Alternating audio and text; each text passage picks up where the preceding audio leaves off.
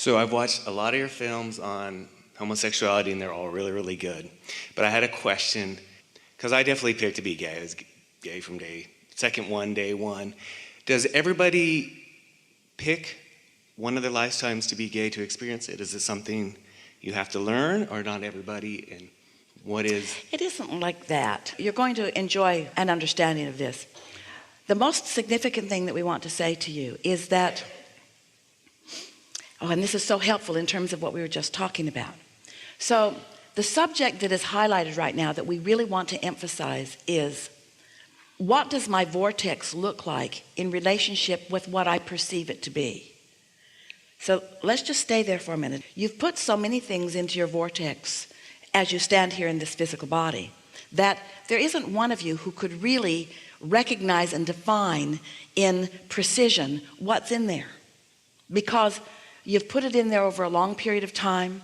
It's been gestating, and law of attraction's been gathering cooperative components. It takes on a life of its own, so to speak. It becomes more vibrationally viable to the essence of it all day, every day. Did you get what we mean by that? It keeps becoming more and more evidential of the vibrational components that you've put there. Another way of saying that is, sometimes you have to see it before you even know you created it. Helpful? This is big. You should be yahooing a little. Or we will find more ways to say it to you until you really get it. When someone's rude, you want them to be nicer, and when that happens a few thousand times, you've got a viable desire in your vortex that is ready to come to fruition.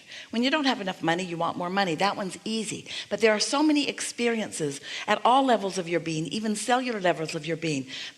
The evolution of all species is about this vibrational reality. And so let's just simplify the statement by saying, you don't get your vortex very well. You heard that, didn't you? You don't really get your vortex all that well. So we begin using words like, but if you understand the essence of what's in your vortex, then the manifestations of it as they happen, you'll feel, oh yeah, that was something that I really wanted to happen, but I wasn't able to define the details of it in this precise way. That's why it's a wonderful thing how life continues to surprise and delight you, even though you've created every bit of it. You must wonder, well, if I created it, then why would I be surprised when it gets here? Because you created the essence of it, but you didn't create the specifics of it. So now let's understand the same thing, because anything that's true once you're here in your physical body is true in the non-physical realm before you got here, because it's all based upon the same laws. So you have this intention, this essence of an intention that goes like this. I see in the physical leading edge environment that most people are conformists. So I would like to come forth with a very strong, clear intent not to conform. I won't be someone who feathers somebody else's nest or jumps through the hoops that somebody else wants me to jump to. I will be already predispositioned to not go that way on an issue that is particularly significant. So sexuality is one way that translates, because they're not going to pound that square peg into that round hole, are they? And stop it.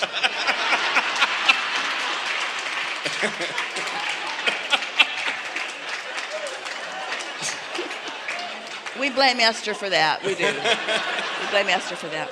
Another way that that comes forth. Good time for a segment of refreshment. Another way that that comes forth is children with autism is another example. They come not ready to be socialized in the way that society wants to socialize them, which causes society to have to adjust around them rather than them adjusting into society, which is really the best thing that any of you can come to understand. Because if you can give up your belief or expectation that you have the power to make others perform in a way that you want them to perform, or to create a condition that you can then respond to, you are missing the point. That needing the condition to change before you can feel good is really of detriment. And so it's a service to society. It's a service to consciousness moving forward. It's a strong intention. And so The question about, well, does everybody have to have a lifetime where they do that? No, it isn't like that at all. But there are powerful teachers that often want to make powerful points in ways that make paradigm shift differences. And that's what that's about. Something else? No, that was very good. Thank you. Really good. Thank Really you. good. Thank you very much. Yeah.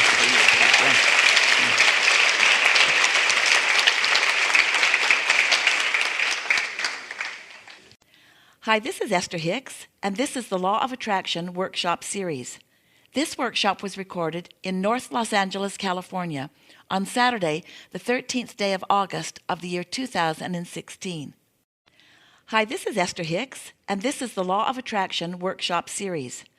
This workshop was recorded in San Francisco, California, on Sunday, the 24th day of July of the year 2016.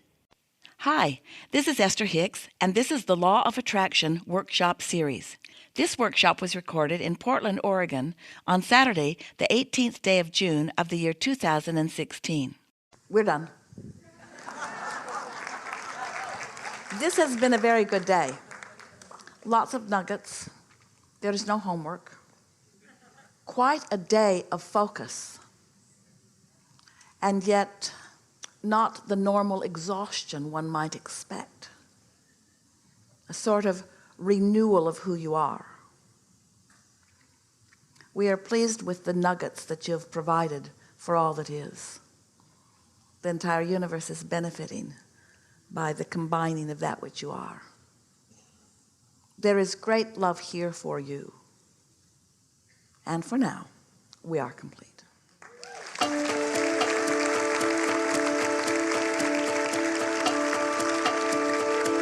See you tomorrow.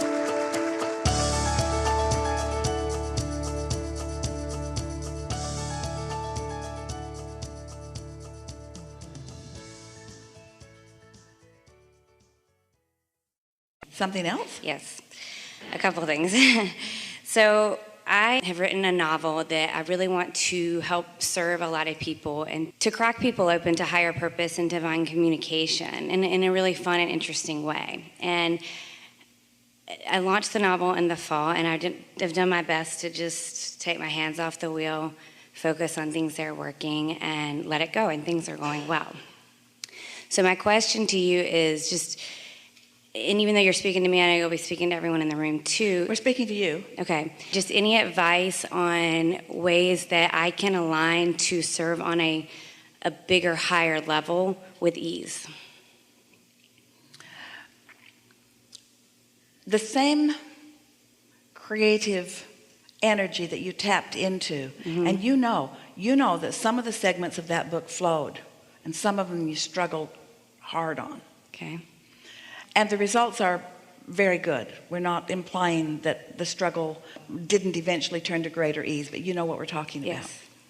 So once you've had that experience of having to come into alignment in order for something good to come, you want to apply the same process now to the allowing of it to be received or understood by others. So you said something to us that we want to focus on just for a moment about cracking other people open to what? What do you want to crack them open to? To their own truth and to the reality that... But you see, what we're talking about here is the same thing that we were talking about in your first question. Okay. Cracking open is so much harder than it needs to be. Okay. It's like most things that you crack open never really get put back together quite right. Right. There's a softer, gentler way of going about it.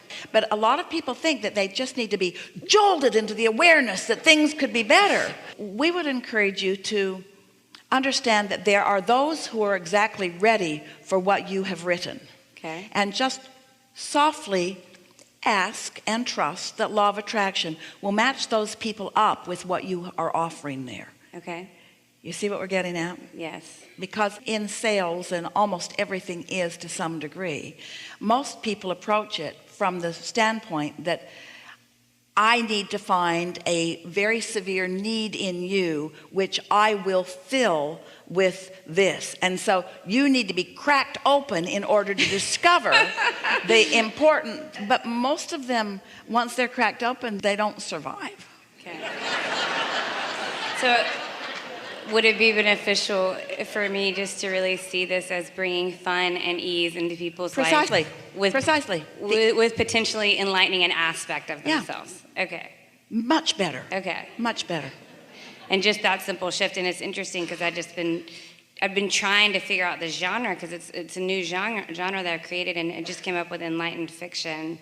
Someone helped me to come up with that, and I thought that felt a lot better than what I've been trying to do. It's good. It's enlightened fiction, meaning sort of like the virtual reality, the drone our friend was talking about earlier, not taking myself so seriously. Yes. So reading something about someone else that maybe gives me soft, gentle insight into myself. Yes, exactly. Yeah, not crack me open. Okay. Thank you. And it helps me a lot, actually, just even this conversation and that Really shift. good.